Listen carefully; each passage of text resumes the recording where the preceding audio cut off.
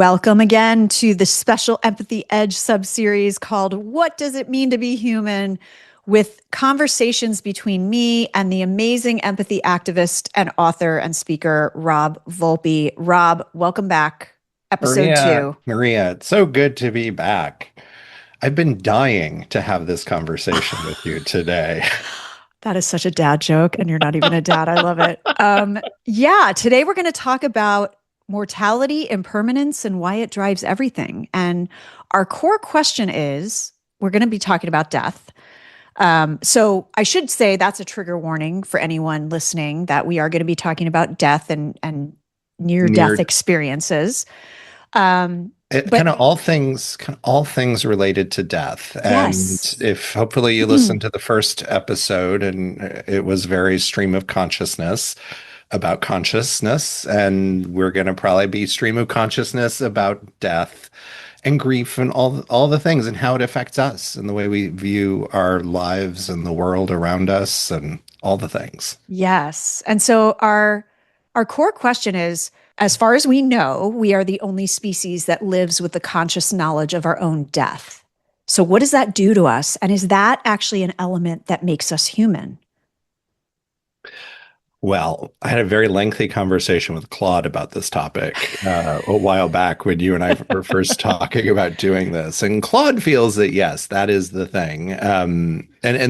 But seriously, the philosophers and researchers do think that that awareness that we're going to die someday is a big driver of like all the decisions that we make. And I don't know about you, but I was pondering like as I mentioned in the last episode, like I've got three cats and like they're 15 and they're getting a little rickety as 15-year-old cats do. And like, are they aware that this is the end or is it just, Thursday? And this is how I'm showing up. Or we've all seen those videos of the whales pushing when they've had a dead calf and that just heartbreaking, beautiful mother-child bond, but, pushing their calf through the water for a while. And I've heard Mm-hmm. that lasts for I don't know the exact, but it's not just like 5 minutes. It's like a day or Yeah. more that they're They doing that. mourn, right? Yeah, there's that evidence of grief in other mammals like chimps or elephants. But then And do they so forget about it? Like, does it just, what happens? right, And we that's don't what we know. don't know. We don't know if that is mortality awareness or something else, but you're right, it is heartbreaking because it very much mimics a human's experience of death. There's grief, there's sadness, there's wailing sometimes. And so, but I think one of the differences is as we look at other species versus what it means to be human is number one, do they change their life as a result of that death? Yeah. Um, And they mourn, but there's no element of future thinking. We've talked about this in terms of time, right? yes, We understand there's a past, a present, and a future, whereas many other species operate only in the present, present. Yep. Yeah. except those who plan for the winter, right? Plan for The the weather turning, the hibernating. hibernating. Yeah. Yeah. Storing people that live in cold climates, in other Mm-hmm. words. Mm-hmm. Yeah. I mean, but is that instinct that's just telling them like this is Right. this is the cycle of the year and I have to do this and but is there a marking on the cave wall where the bear is hibernating that's like, or the den going, oh, it's the sixth winter that we've done this now. Yeah. And I've gotten smarter in how I plan. Um, it's a great question. I've not come across anything that says we've seen evidence of that, Yeah. where there's Yeah. that adaptive learning. Right. And for us, time is malleable. And I told you I came across this great quote by Madeline L'Engle that says she's the author of A Wrinkle in Time, among other things. I suspect humans are the only animals that know the inevitability of their own deaths. Other animals live in the present. Humans cannot. So they invented hope, which I love because you said someone in our survey answered that what it means to be human is to have hope. Yeah, they identified that was the thing that it means to be human. My friend Anita, she was like, it's about having hope.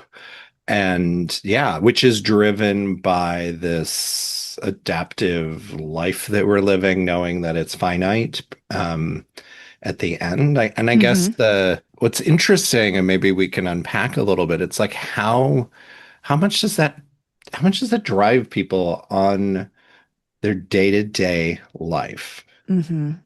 Or is it this thing that's simmering beneath the surface, or when they're thinking about like kind of life goals or the things they want to achieve, they're maybe Yeah. setting intentions for the new year. And they're probably not going, I might die this year, therefore I need to get this, and this done.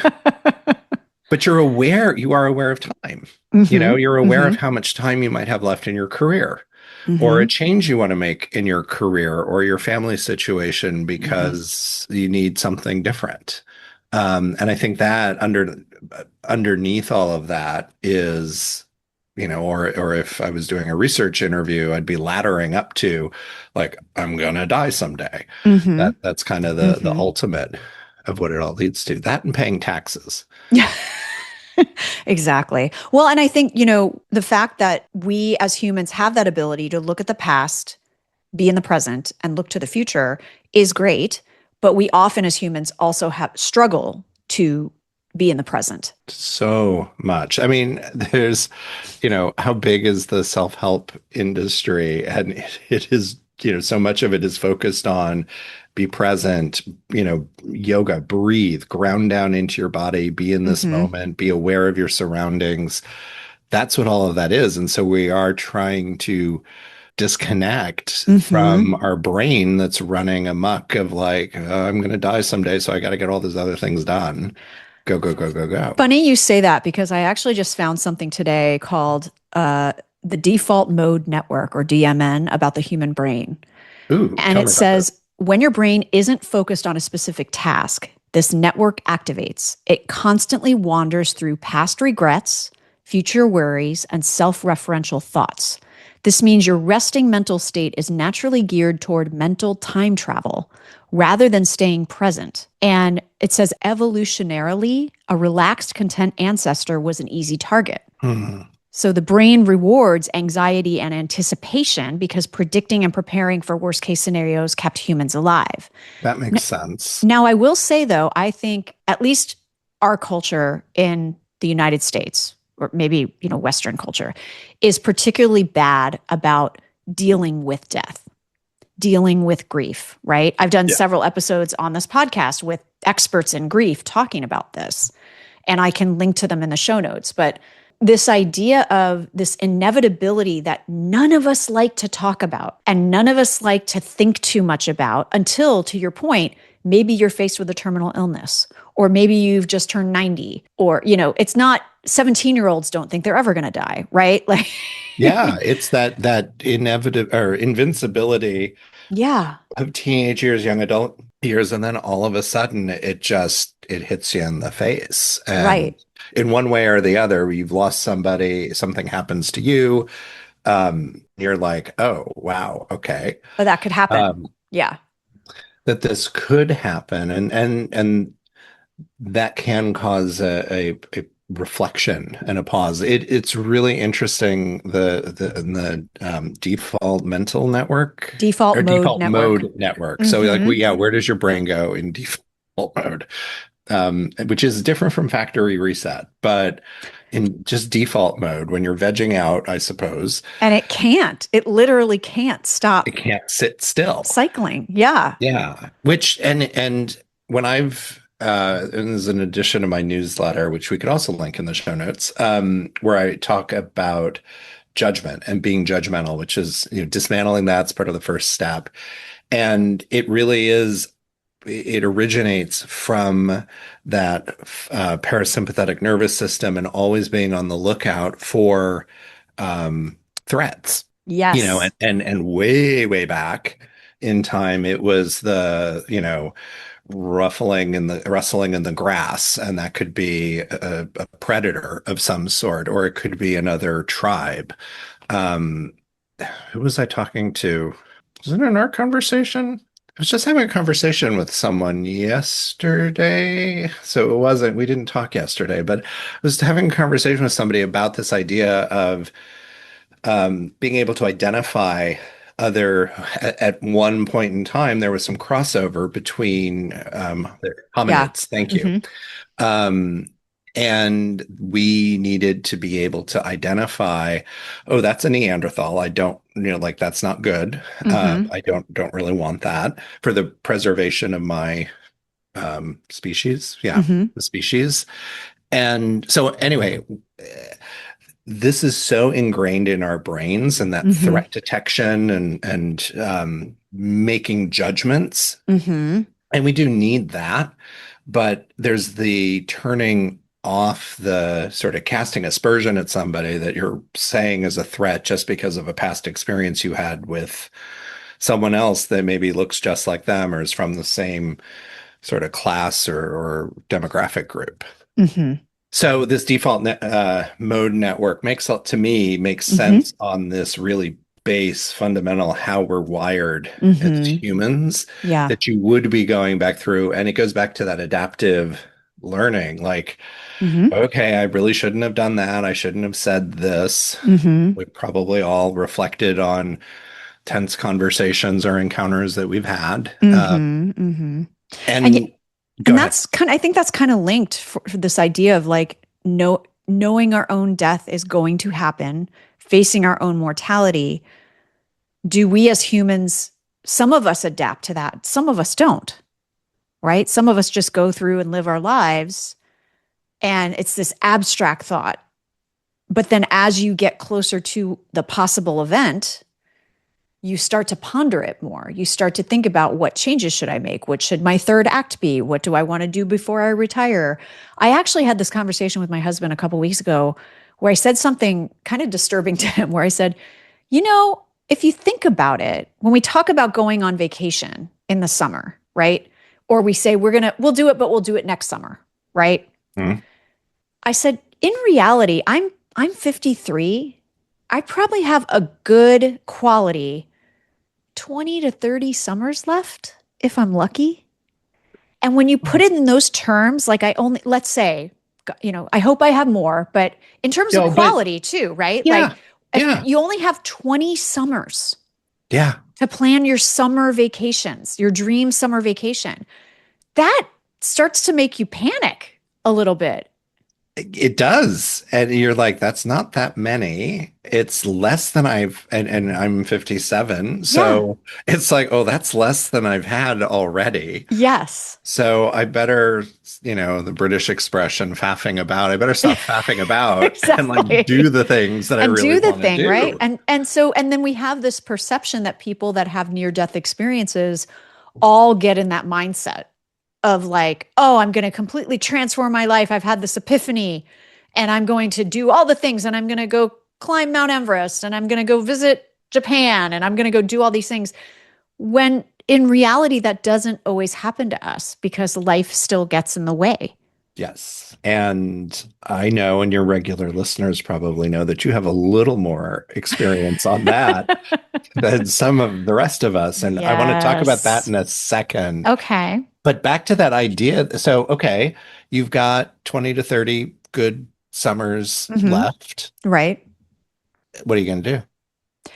I mean, I think that's the question. And I think that's why I got, a little bit annoyed with my husband when my plan for what I wanted to do this summer slightly changed. And he was like, well, we've got next summer. And I'm like, do we? Do we have next summer? Like, who And knows? Right. there are those like magnets and cards that say nothing is guaranteed, like Yes. which is true, and Yeah. anything could happen. Right. It's I want to dive into your story and situation in your book, which I loved in a minute. But so I'm starting to research, as you know, starting to research how we can get people across generations to talk more About it. about death, but also just about those sort of senior years or the fourth quarter or the golden years. Like there's so Hmm. many different ways I hear it described. And we're really uncomfortable. I think care.com had done a study a couple years ago where they found that people that are in their 40s to 60s, so Hmm. basically Gen X, our group, Hmm. we're more afraid to talk about death than our elders, people in their 70s, 80s, and older. Right. And they are more concerned about the death and mortality of the people that they care about their loved ones, certainly Oh, their wow. children, but their friends, their family members. They're worried about, Wow. which might explain, we both have Italian families, and Hmm. there's all the like, I'm really worried about so and so's weight or their cholesterol or Right. their like whatever the situation is, Yeah. said out of love, but it's just always like the worry. Yeah.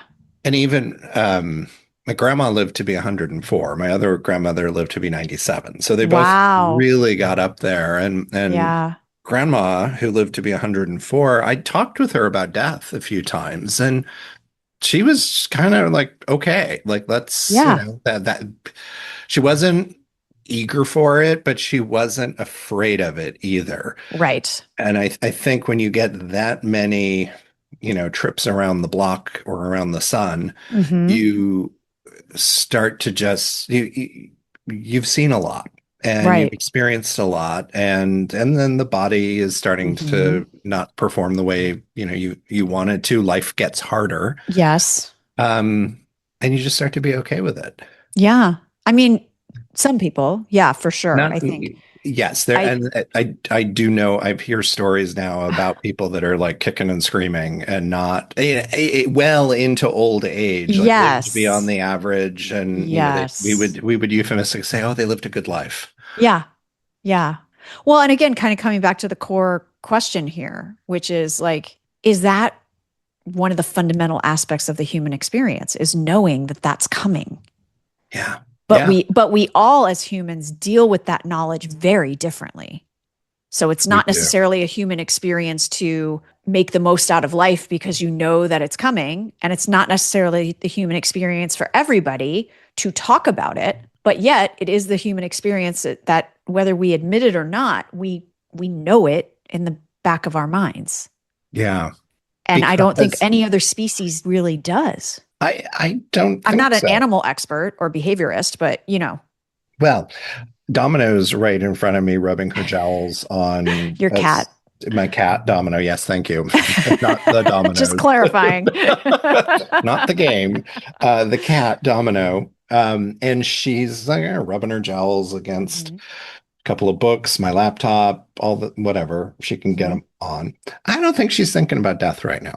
No, Or like, I got to make this the best jowl I'm rub going to be the ever. best cat I can be. So she definitely doesn't do that, let me Well, tell you. but I have heard this interesting little, I have never owned a cat, but I've heard this interesting thing about cats from other cat owners that when they do get old and they're ready to die, they go off They do. on their own. They So do. they must know, or They it's an have, instinct. yes, they say, vets will say that cats do know when it's their time, and they'll start to, yeah, they'll isolate themselves because I think partly because they're incredibly vulnerable. I don't Hmm. know if there's, I'm removing myself from the pack, Right. or the tribe, if you will. Uh-huh. When we had, so previous sets of cats that I've had, we had a bonded pair that passed in 2011. Hmm. And the female, she died after recovering heart failure after surgery. She was 17, Hmm. it Yeah. was really, really upsetting. But then the male, he was 15. He lasted for like 2 more months and he just shut down. And the issue, like he had kidney issues all of a sudden, which he hadn't really had before. And I was like, Yeah. oh, I think that connection that they had Yeah. was keeping that at bay because he had another cat, feline, Right. to boost him up. And, Well, and Charles and that's I just weren't enough to, exactly. You're like, but well, and that the interesting thing about that is there's also those stories you hear about couples that pass away within months of each other, right? yeah. And part of it is, did they die from a broken heart? Like, were they so bonded? The one story that always sticks with me is the story of actress Carrie Fisher, Princess Leia, and then her Uh, mother died 2 days later. yeah. because Yeah. they were so So close. close. And she was just so distraught, we presume, having not Yeah. been there. But yeah.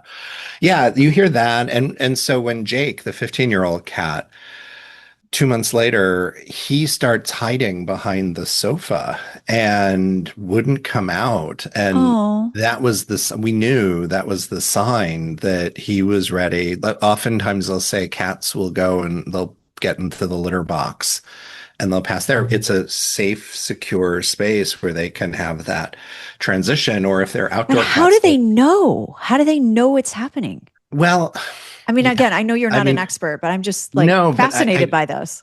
it's a good question. I mean, I jokingly when you people are like, "Oh my God, I was so sick I could have died." Like, Yeah. when your body is sick, I would think Yeah.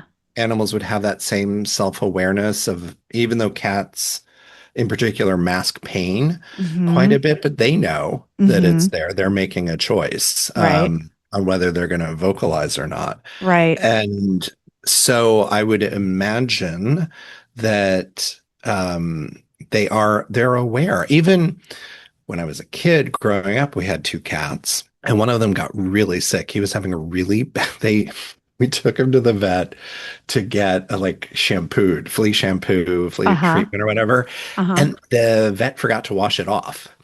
Oh And my so gosh. he came back and all of a sudden he was like foaming at the mouth and he wasn't walking straight and Oh bumping my into everything. gosh. And he was having a toxic reaction to it. Yeah. And we took him back to the vet, washed him, like they, whatever, Mm-hmm. gave him a shot. We cleaned him, washed him. And he and the other cat, they weren't close. They weren't enemies, but they were not tight.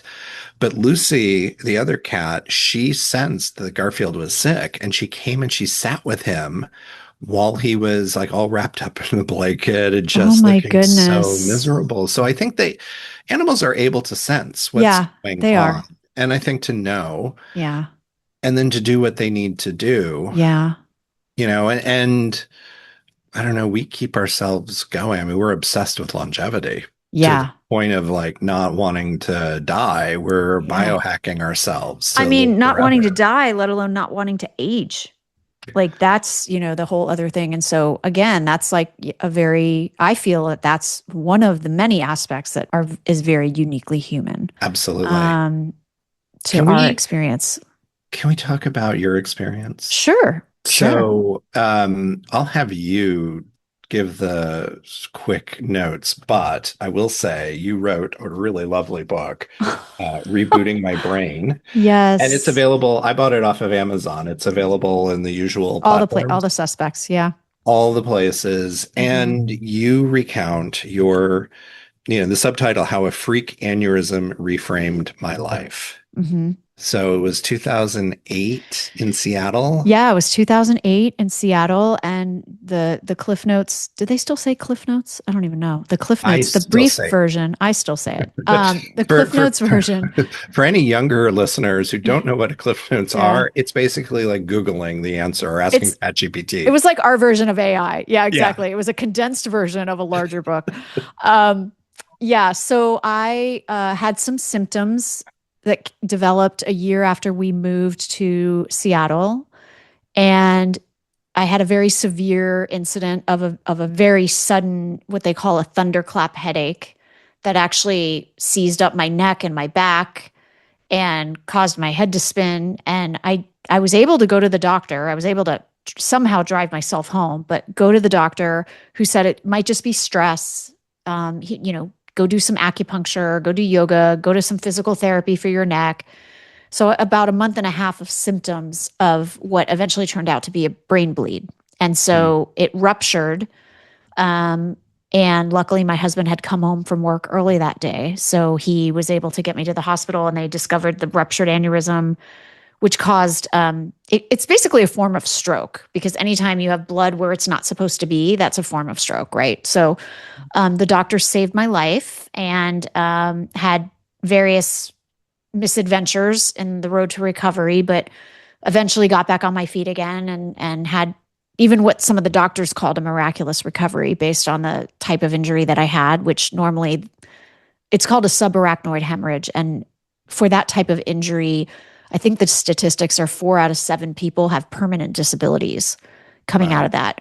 Now, I do have cognitive issues that I've had to develop strategies for, and I went to therapy for to overcome. But other than some eye issues because of the hemorrhaging in my retinas, I had no physical damage. I can still walk, I can still drive, I don't have seizures, any of the things that normally go along with a stroke or a brain aneurysm. So, yeah, so I wrote that book, and as you mentioned, that is my experience. But the unique thing about my experience, unlike a book like Jill Bolte Taylor's A Stroke of Insight, I don't remember the moment of my aneurysm rupture.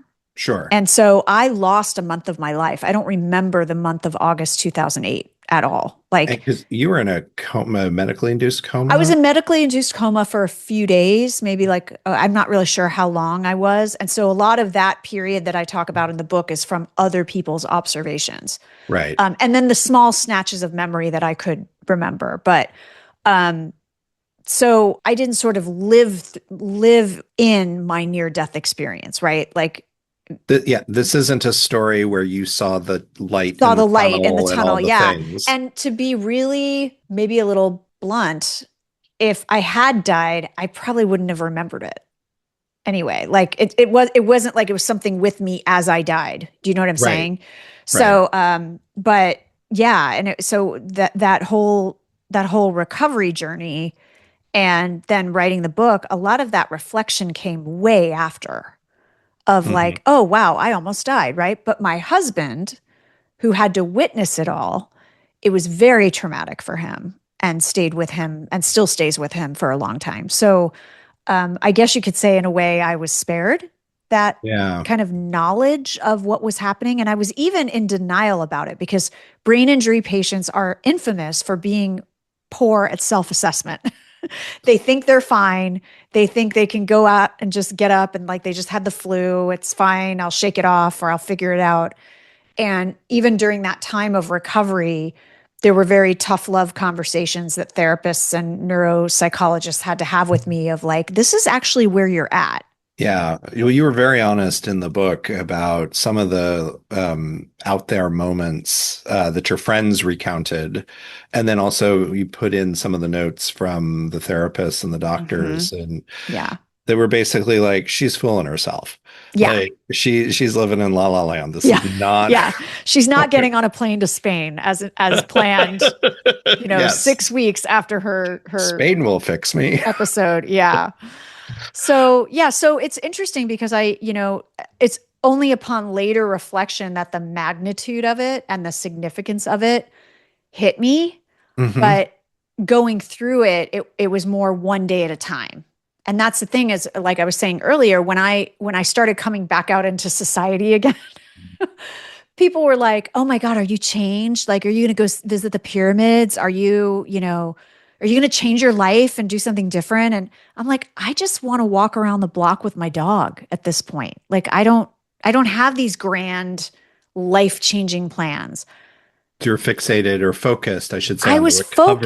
recovery. Yeah, I just had to take one literal step at a time. Like I was physically weak. I had to get my balance and my muscle tone back up after 6 weeks lying in a hospital bed, right? But um so yeah, there was a lot of pressure. And that's the interesting thing about us and our relationship to death is we kind of look to these people that almost died as gurus that they know what it's going to be like. And how do I get me some of that? Like without dying, without the dying, nearly dying part, right? And it's like, I have no answers for you. Yeah. you know? And that's the thing. I think that's a uniquely human thing about like we want to know. I don't think a raccoon or a giraffe wants to know what's going to happen after they die because they don't even necessarily They're not realize even aware that they're dying, or or that they're going to. they haven't assigned a big deal to it. Like Yes, they yes. recognize that it's part of the cycle of life. Like it is Hmm. what you do. Hmm. Um, again, I'm not in their brains, so I don't fully know what's happening. Yeah. But you would imagine that. And I guess that's the um The downside of having a curious mind is that you're constantly wanting to know, or you need to make Yes. yourself feel better about whatever is about to come. Okay, so Maria, the thing I noticed when I was reading the book, like and it links to what you were just saying, like you didn't actually really even talk about the fact that this was like that you could have died and how that aspect changed your life until probably the last 30, 40 pages of the book. Yeah.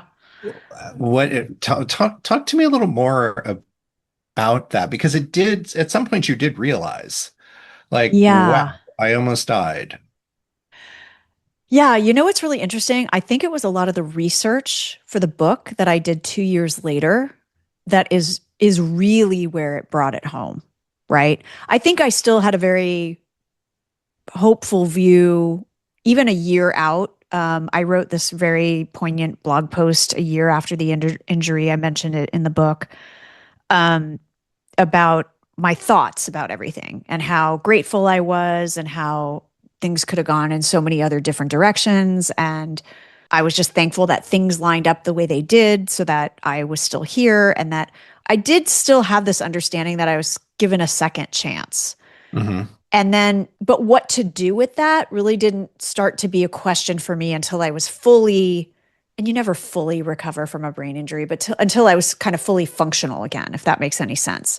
Yeah. So I had these deeper thoughts about, what could have happened. I don't know. But I think a lot of the work that I did going back to interview my neurosurgeon, my neuropsychologist, when they were giving me the information and also I was doing my own research, that's where I was like, huh, this was pretty bad. And I think I sort of had like a second wave of God, what do I do? What do I do with this? What does this all mean? Right. And again, kind of going back to our topic, I think that's the other thing is we as humans try to find meaning in grief, in death, in despair, in suffering. Hmm. And my husband's much more of a pragmatist. And he's very much like, this thing happened because it happened. Like, it's not because anybody did anything, or even in his view, there's no divine intervention, right? He's like, things just happen because they happen and they're random, they're indiscriminate, and sometimes you win and sometimes you don't, right? He's Right. just got a very I am a little bit more religious in my beliefs and a little bit more faith-based, but given what happened to me, it's hard to argue that he's necessarily wrong, right? Yes. Because what Yeah. makes my life any more valuable than someone who didn't live 10 minutes from a trauma center or whose husband didn't come home in time, right? Right.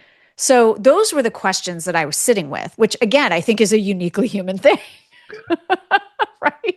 Yeah. Your cat Why wasn't like, why me? at least we don't know that your cat wasn't, but um yeah, and so I just find that fascinating. Like it's almost like part of this of the journey of being human is we kind of almost have to tell ourselves stories to cope. And whether that story is a religious belief Hmm. or a superstition or it was just not your time or it was their time or whatever other story, like that is a very uniquely human thing, is that we build a story around things that maybe don't go our way or go our way, even in the face of suffering.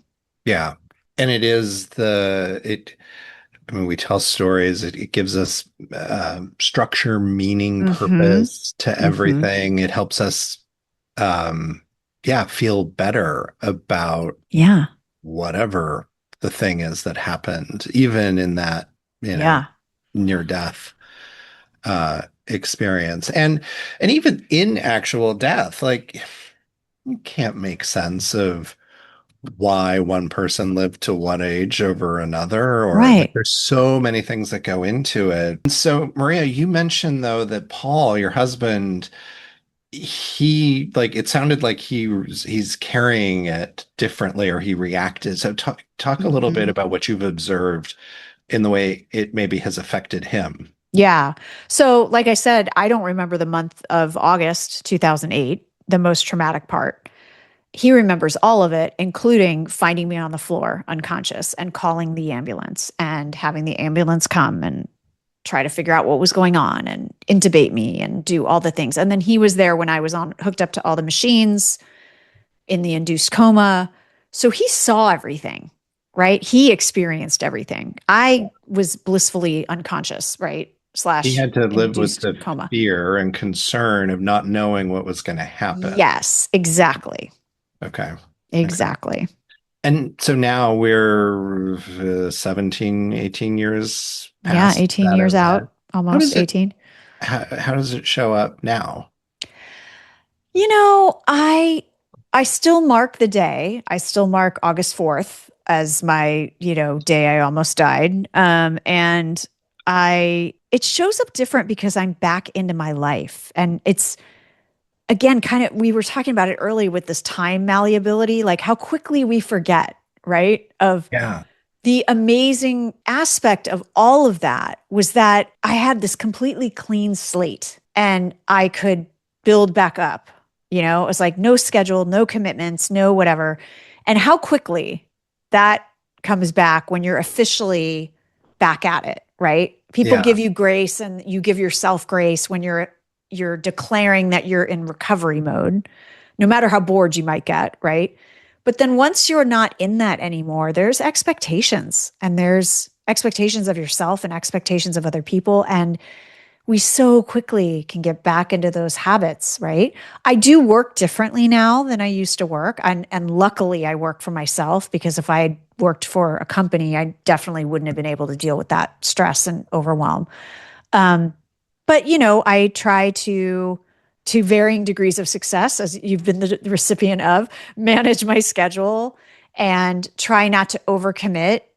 That's actually where I'm getting myself into trouble this summer is I'm overcommitted to a few things, but I know my capacity a little bit better than I Okay. used to. And I think I'm a little bit more, I always was kind of in tune to special moments. I was always sort of the nostalgic one.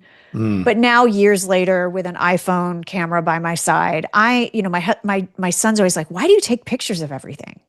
And I'm like, "Because you'll be thankful I did." Yeah. Yeah.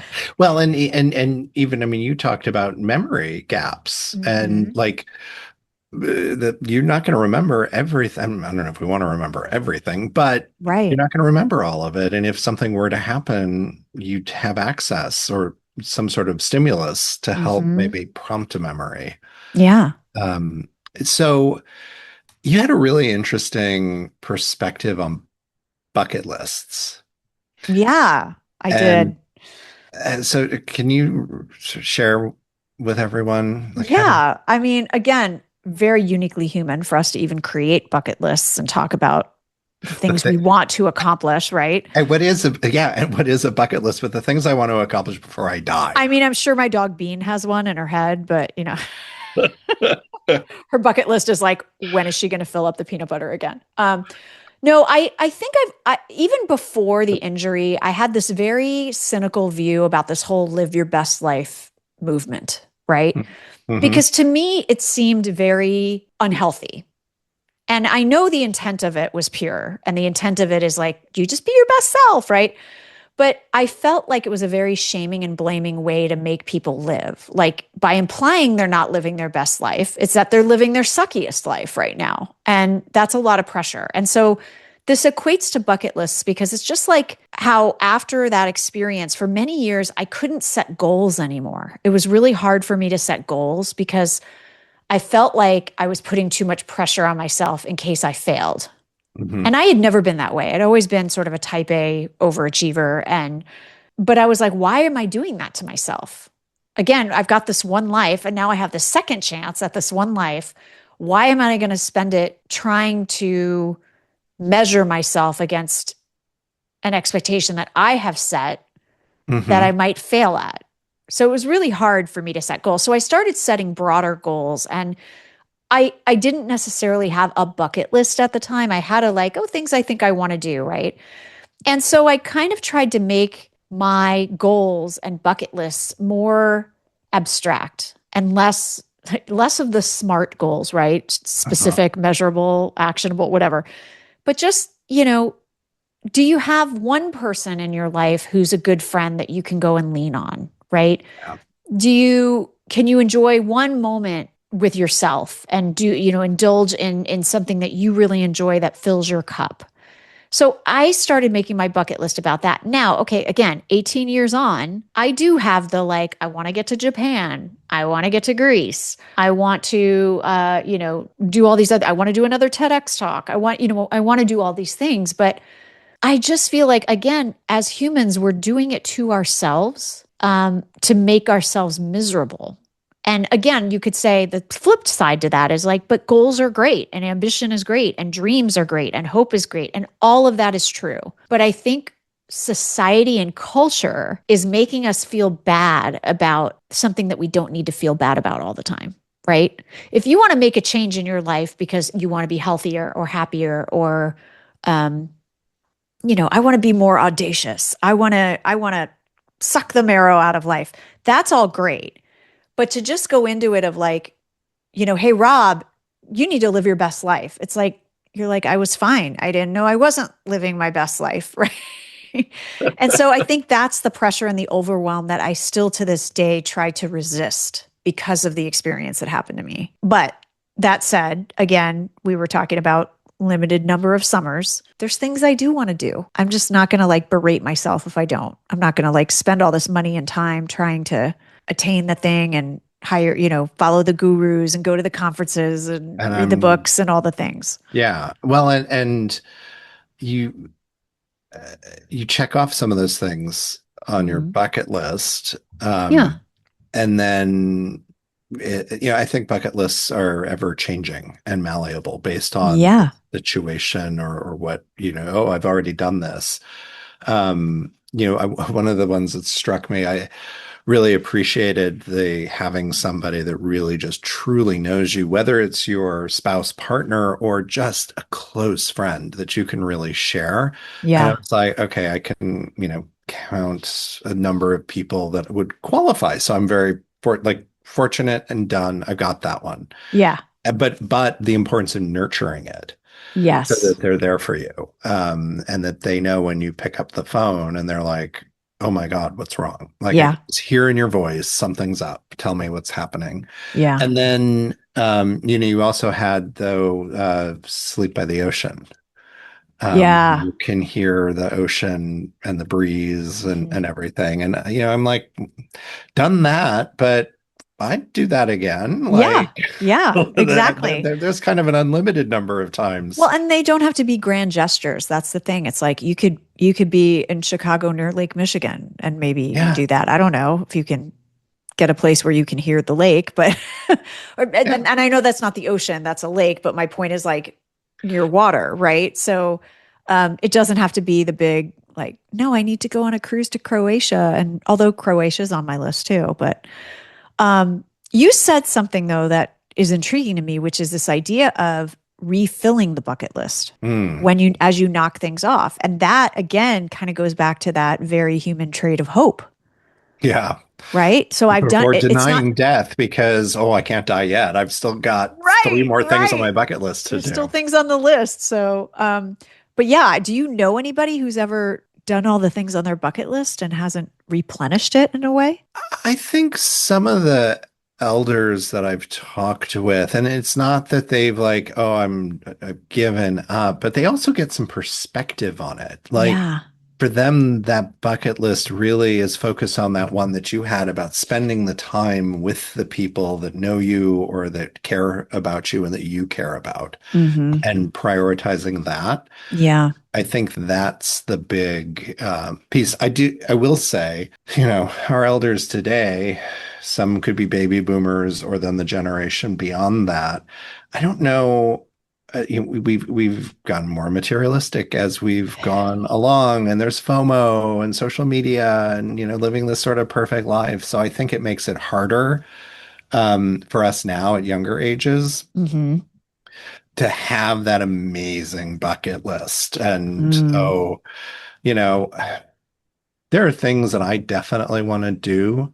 Well, Yeah, there are things that I definitely want to do, but it's really, as I say that, I'm like, there are things that I would like to do Yeah. before I pass I and was die. going to say, would you feel regret if you were dying tomorrow and you didn't accomplish those things or didn't do those things? No, no. Mm. I've had a really remarkable journey with death since 2020 with people that have died close to me. A really good friend of ours died suddenly in actually it'll be next week, late June Hmm. 2020, so 6 years ago. Hmm. And it was just like we got a call out of the blue from one of the mutual friends, and they were like, Carrie's dead. So Oh, what? She was 47, I think, at the time. uh-huh. And it turned out later on that when we were able to get the autopsy report, because the family was really guarded about what happened. We were getting bits and pieces. Yeah. Um, but in California, you can order the medical examiner report or the autopsy report. And so Uh-huh. we jokingly, a group of us called ourselves the Fancy Drews. And we wanted to get to the bottom of it. And it Yeah. turns out that Carrie died from alcoholism, chronic Mm. alcoholism. She was was known as a high functioning alcoholic. Yep. And she hid it so well. And once we understood that, it was like, oh, yeah, like we saw all the things. So that was like kind of the first big Yeah. one that hit us. And I mentioned in the other episode, I work with an energy healer. And so I think it was probably 6 or 8 months later. It was 2021. And I was having a session with Marie. It was I remember it was May 2021. And she was like, Your Rob, energy healer, Maria, not me. yes, no, my Yes. energy Okay. healer, Kirsten Marie, we love us in Sausalito. Yes. Been seeing her for 14 years. But she was like, you've never really dealt with death before. Hmm. And she's like, she was like, your grandmothers are not going to live forever. I don't know what you're thinking. And like, she's just intuiting all this. Yeah. She Yeah. channels and everything. She's like, your grandmothers are not going to live forever, but you are not ready for this, and you Yeah. need to get ready. And so she actually, I haven't pulled it out. She suggested I read the Tibetan Book of the Dead, which is Of course Tibetan. the Tibetans wrote a handbook on it. Oh Come my on. God, 400 pages long. All right, we're going to link to And that in the show notes too. it says in the book, and she even said to me, and I will say this to everybody, you cannot read this once and understand it completely. Like they suggest if you really want to understand this, you need to read it like 10,000 times. Uh-huh. And that idea of it is a never-ending journey of understanding it. Hmm. But it gave me a sense of understanding death and what happens after, and Right. how you can move, on and up. In Buddhism, they believe in reincarnation, and so Yeah. how do you move up to that next plane? And Hmm. I remember, like, go towards the light that scares you, Mm. like move toward that, because that's the next level up, apparently. Wow. And if any listeners know more about this topic and want to share, I would be really curious to learn more. But I read this over the course of the summer. I remember Charles and I, this was pandemic. Charles and I went to Hawaii for a break up from everything. And I'm like laying on Waikiki Beach, like underlining meaningful passages in the Tibetan Book of the Dead. I don't know what people thought. Relaxation to each their own, Rob. Yeah, Like, yeah. yes, yes. Yeah. But then uh, weeks after that, my grandmother had a stroke in South Carolina, and she Oh. passed away Oh. shortly after that. She was 97. Hmm. But it helped me, like the reading that, it helped me with her passing, Right. and then some other people that we knew. And then my grandma passed, and Oh my she goodness. died in late October. She died on Halloween, Uh-huh. 2022. 104, lived on her own until the last 6 weeks of her life. Wow. Went into hospital with 4 different illnesses, came out of that, went into rehab, but Yeah. it caught her body up to being 104. Yeah. But I had the gift of being with her Hmm. and I don't want to say coaching, but being with her while she was passing and when she Wow. died. And it was the most profound, beautiful thing I have ever experienced in my life. Um, it like, the there's an article, I think it's in the Washington Post. I'll see if we can find it and I'll put a gift link in the show notes, Uh-huh. talking to palliative care nurses and people that have been with people when they're dying and seeing the visions of loved ones that are then helping them feel comfortable going on. And we had that experience. She passed on early Monday morning. So it was the Uh-huh. Saturday night into Sunday of that weekend. And we're there and it's like, 1 in the morning. And all of a sudden, grandma starts tracking something moving across the room that I can't see. And she starts calling out to her sister, who's had been dead for, I don't know, 40 or 50 years. Wow. And then the next morning, she talked about having seen my grandpa outside the window. And he'd been dead since like 1986. Yeah. I want to say 86. Yeah. And all of those things were happening. And I was there with her for it. Yeah. And if anyone gets the opportunity to be in that moment, don't be afraid of it. It is, I'm, as a gay man, we're childless by choice. I will not have the opportunity to be there when somebody is born, but I've Uh-huh. been there when they've died Yeah. and they've gone out the other door, I guess you would Right. say. Right. And it was remarkable. And we're Wow. all going to die at some Yeah. point. Like it's just how this is. And Yeah. and so I think having that front row seat and having the exposure Hmm. to it and reading about it, and it's just gotten me a lot more comfortable Yeah. with the idea. It's not that it still doesn't upset me. It's not, Right. You're still not, going to experience grief and mourning and all of the loss and anger and all the things, but just our culture is horrible oh, about we're dealing with awful about it. death and grief. Yeah. And I'm like, look, I don't want to die Yeah. anytime soon, but Yeah. I'm okay.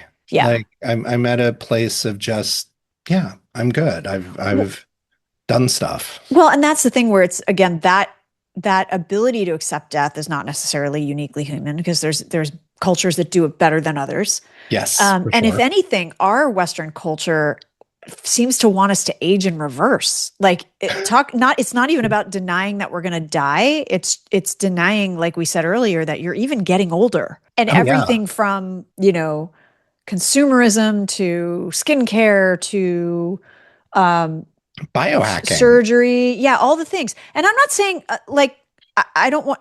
I'm living in a glass house, right? Like I see an esthetician. I've had a little jab here and there. Like I'm taking the supplements. I'm doing all the And things, you right? look lovely. Well, thank you. But what I am saying is that when we start to deny or not deal with death, even while we're pursuing those things of like, well, I just want to feel as good as I can feel or look as good as I can look for as long as I can. It's a Yeah. healthier way to look at it than like the people that are like, no, I want to look like I looked when I was 21, right? You're not gonna. But Yeah. Yeah. but to that point, it's just again such a uniquely human thing where there's all these other species in the world that don't even spend an iota of energy thinking about this or wasting time or money about it, right? Like it's They're just kind of boggles my making the mind. most of the moment that they're in. They are because they live in that moment, right? Yeah. Like I always joked with my dog that passed away, Eddie, who was a big Oh, character in the book. Yeah, I Eddie. know. He, I always say he's the most hopeful being in the world because he's just he's living in a state of constant hope. Will they drop the food? Will I get a treat? Are we going to go for a walk? Are you going to pet me? Can I lay down here? Is that my bone? Like, it's just a constant state of hope. And I'm like, God love him. Like, if we all could live that way, right? Yeah, yeah. It's like watching our cats move around the house with the sun because they want to curl up in the sun because it feels great to sleep Yeah. in. Yeah. And that's their day. Yep. Like, That's their day. That's their day. They don't have to worry about paying a mortgage or anything. But So we understand somehow in our subconscious, Mhm. low-level consciousness that, yeah, this is all fleeting. Mhm.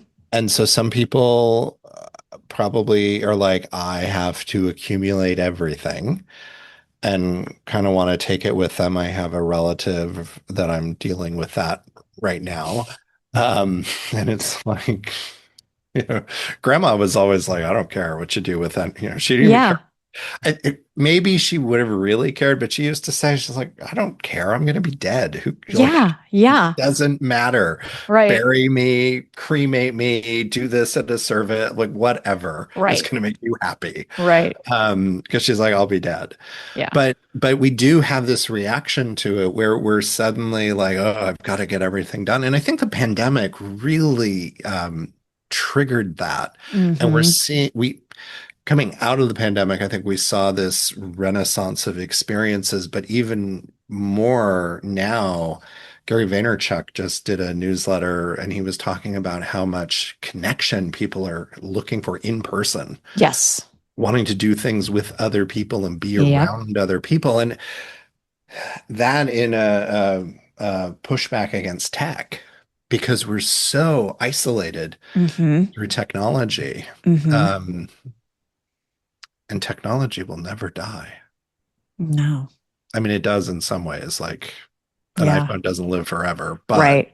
But I mean, that's the thing, again, kind of getting back to our whole root of starting the series. It's like that's a different mindset than AI has. yeah, And what are the beautiful benefits of being a human that we bring to our experience that AI will never be able to replicate? And that is one of them.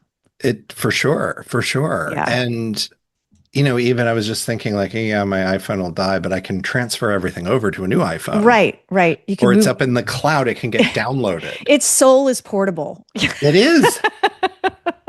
And Yeah. I mean, would you want that? Did you ever see the series Upload on Amazon Prime? No, is It that ran for a does it? couple of seasons a few years ago, and it was exactly that premise: is that it was a society. I don't know if it was the future or not, where rich people could pay for their soul to get uploaded to a heaven of their choice, but you actually could still communicate with your relatives on Earth. Like there was a link. There was actually an evil like telecom company behind this whole thing, of course. We call And it Starlink yeah, it was. I think it was a or play on the Soul word Link, maybe. Verizon. It was like Verizon or something. I don't know what it Oh, was, you're but right, right. yeah, and it was a really interesting premise because it almost made it feel like you would never want that. As good as it sounded, there was obviously all these misadventures and horrible Yeah. things that happened. It was a comedy, and it's still on. You can still find it on Prime. The first season was phenomenal, and then it sort of like I don't know what happened. It kind of didn't translate as it kept going. But again, it was like something where it's like, wouldn't that be great? Mm. And then it was a whole indictment of the haves and the have-nots and how there were Mhm. people that couldn't afford it. And so they had to say goodbye to their loved ones. There was nowhere for them to go and upload their soul into this other environment, right? And then there's a whole evil plot by a giant technology company of like fleecing the poor people to Uh-huh. make them think they can do it, but they can't. Like it was a whole thing. My point being, that show, you watch it and you're like, God, that sounds awful. Like at first it doesn't. Like the first few episodes, you're like, this is amazing, right? And you're like, no, people when they die, they just need to die. Like it needs to just end there. It's too messy if they don't. Yeah. Yeah. Well, have you seen the Black Mirror, the Black Mirror I series? know the series. I have not caught it yet. Okay, so there is an episode called San Junipero, which is very similar to that idea of your existence getting uploaded, and it's about two companions finding each other in Mm-hmm. this sort of space, but not realizing Mm-hmm. that they're not actually in that Reality. space, which I've Yeah. just kind Oh, of spoiler alert, but yeah. sorry. um, it's old. Like Yeah. a lot of Yeah. people have It's seen old. it. Yeah. But again, yeah, it is that idea of living forever and more current, and it just dropped on HBO Max. Kara Swisher wants to live forever. is a series that ran on HBO or on CNN in April and May. And now also, I think it's 6 episodes. And she explores all of these longevity hacks and this Mm-hmm. desire to live forever. And she interviews because apparently a lot of this industry that has grown up is actually funded by a lot of the tech bros or people that have made Mm-hmm. money in Yep. tech. Yep. And so she's interviewing them and she's looking at different cultures and what it means to age. You know, she admits she doesn't want to live forever herself, but Mm-hmm. in that pursuit Mm-hmm. is the journey of the series. And I've only seen the first 2 episodes, I think, and it's really good. Well, we should put a link to that for sure. So kind of as we wrap up, again, as we said, folks, this isn't a show about answering the questions. It's about asking them and having the conversation. And we'd love for you to be a part of that conversation. So let us know what you think. What are your thoughts on the human experience of dying and grief and mortality? And based on anything we talked about here, let us know. I'm on Instagram at Red Slice Maria. Rob is there at Empathy Empathy Activist. activist. And if Yes. anyone is interested in participating and having a conversation with me about those senior years and having that conversation, there's a link in the show notes to sign up to either answer a survey, to talk to me individually. I would love, love, love, love to connect with you. All right. Well, Rob, until next time, thank you for this conversation. Until our next episode 3 of our subseries, What Does It Mean to Be Human? I want to say, as I started with a dad joke, I feel like there's some like, Maria, this has revived me. You brought me back to life. Did I reboot you? There we go. My brain is rebooted. Your No, brain this is has been rebooted. amazing. I do encourage people to check out your book, Rebooting My Brain. Thank you. It's really lovely. And is there like a PSA sort of thing? Like if anybody's feeling a sudden headache or something is off, please not only go to the doctor, but Okay. advocate for yourself. Advocate for yourself and take brain injury seriously. Wear helmets. If you bang your head really hard, don't just try to sleep it off. Go see a doctor. Go get a scan if you can, if that's accessible to you. So many people live with brain injury impacts and effects and never know it because it was just like, oh, I fell off the ladder when I was a kid and we just like shook it off, right? So just brain injury can happen to anyone at any time. So if you ever feel like something's off, advocate for yourself. Please, Yes, please advocate for please, please, please, yourself. please. Awesome. Thank you, Maria. Thank you, Rob. And thank you, everyone, for listening to another episode of the Empathy Edge podcast. As always, if you like what you heard, you know what to do. Please rate and review it, and please share it with a friend or a colleague. And until next time, please remember that cash flow, creativity, and compassion are not mutually exclusive. Take care and be kind.